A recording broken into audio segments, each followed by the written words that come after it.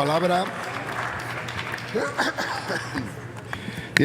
la senadora Indira de Jesús Rosales San Román, del Partido Acción Nacional. Hasta por 5 minutos.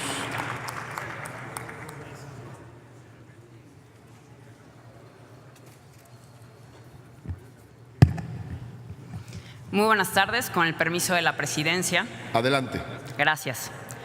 21.3 millones de mexicanos tienen rezago educativo. 19.1 no tienen acceso a servicios de salud y 24.6 viven en carencia alimentaria.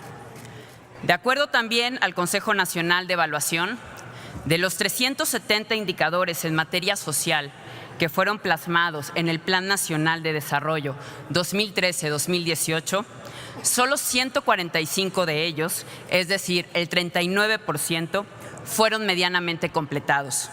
Otro 50% no está ni medianamente cumplido y de las 41 restantes simplemente no sabemos nada. De cada 10 acciones que plasmó esta administración en materia de alimentación, salud, educación y vivienda, únicamente 4 las cumplieron a medias. Iniciamos este análisis con cifras porque precisamente la mayor obsesión de este sexenio en materia de política social fueron los números. Y es que efectivamente coincidimos en que no hay nada más importante que la evaluación de cualquier política pública. Sin embargo, esta fue simplemente una política social de números y escritorio, y no de personas. Excluyeron lo más importante de la política social, el factor humano. Arrancaron este sexenio anunciando con bombo y platillo la que sería la estrategia más importante en materia de desarrollo de este gobierno y que atendería el problema más sensible de este país, la cruzada nacional contra el hambre. Y bueno, regresando a las cifras, en materia de alimentación el resultado es lamentable. Existen más de 24 millones de personas con carencia alimentaria, es decir, más del 20% de la población. Sobra decir que esto lo marca como un fracaso. Fue un fracaso porque la implementaron al viejo estilo, con fines políticos, sin ninguna explicación o argumento lógico que nos dijera por qué unos municipios se encontraban incluidos y el resto totalmente ignorados. Lo que sí quedó en la memoria de los mexicanos respecto a la cruzada nacional contra el hambre fueron los más de 3.400 millones de pesos que fueron desviados en la estafa maestra. En 2013, Sedesol contaba con un presupuesto de 555 millones de pesos para repartir 500,000 paquetes alimentarios a familias en situación de pobreza. Desafortunadamente, dichos apoyos nunca llegaron. La Auditoría Superior de la Federación confirmó que únicamente se entregaron el 7% de esos paquetes. Sin embargo, dicha secretaría pagó el monto total. Pasemos ahora a la Estrategia Nacional de Inclusión, que se presentó como la otra gran estrategia, la cual debemos reconocer que tenía un orden y un objetivo específico: la coordinación interinstitucional, para así evitar duplicidad de acciones y combatir la pobreza en sus diferentes dimensiones. La idea es muy buena. A través de la creación del CIFODE y del Padrón Único de Beneficiarios, que estaban nutridos con la información socioeconómica de beneficiarios potenciales, podríamos tener finalmente un panorama real y actualizado de las carencias de cada mexicana y mexicano en cada uno de los rincones del país. Desafortunadamente, también fracasó. La estrategia tuvo dos vertientes claras. Por un lado, se volvió un simple recuento de las acciones de las 27 dependencias federales involucradas realizaban. Y la realidad es que ni siquiera entre ellas se lograban poner de acuerdo. Y ni siquiera pasaban los datos a tiempo, por lo tanto, nunca estuvo actualizada. Nunca tuvimos un padrón actualizado de 65 y más, de Prospera, de algún programa de INAPAM, Liconza, ni de ningún otro programa federal o estatal.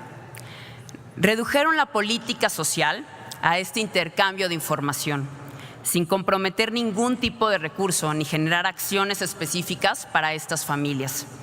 Esperamos esta información no haya sido utilizada con otros fines, y si así fue, evidentemente fracasaron en ello. Lo que sí hicieron fue jugar con los números. Si la pobreza es multidimensional y una persona es considerada en extrema pobreza cuando tiene 3 o más carencias, pues fácil, abatimos una de las carencias y ya no es pobreza extrema, es simplemente pobreza. Justo eso hicieron. Si el componente era la falta de seguridad social, esa era la más sencilla, por supuesto, pues te afiliamos al Seguro Popular y listo. En muchos centros de este país ni siquiera hay una pastilla de paracetamol. Sin embargo, como tienes Seguro Popular, ya no vives en pobreza extrema. Estas acciones deberían de darnos vergüenza. Generaron políticas sociales de números, porque evidentemente en este sexenio nadie se tomó la molestia de ir a un centro de salud y conocer la realidad de los ciudadanos. No conocen la desesperación de una madre que tiene un hijo enfermo y que no tiene un peso para las medicinas, ni lo que es tener un padre enfermo sin atención hospitalaria. El presidente de la República destacó en su mensaje la importancia de apegarse a los hechos y las cifras, más allá de las apreciaciones subjetivas. Y efectivamente, señor presidente, nos apegamos a las cifras y nos quedó debiendo.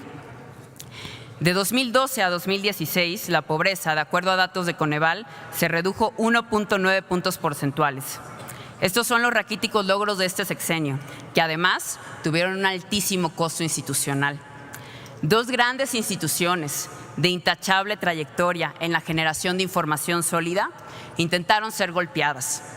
Lo lograron con el INEGI, modificaron su proceso de levantamiento, porque si no podían mejorar las acciones reales en la vida de las personas, pues mejor movemos los números. En este sentido, esta legislatura tiene pendiente la aprobación de la ley de Coneval, porque en la legislatura anterior tampoco se pudieron poner de acuerdo, porque esta administración quería también ser juez y ser parte.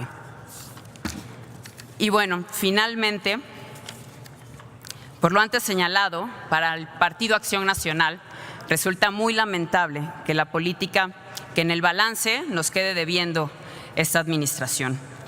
Estamos convencidos que la política social debe utilizarse con base en los principios de solidaridad y subsidiariedad, pero ante todo debe ser ejecutada con honestidad, eficiencia, eficacia y sin perder de vista que su objetivo es y debe ser el de combatir la desigualdad que tanto lastima a nuestro país.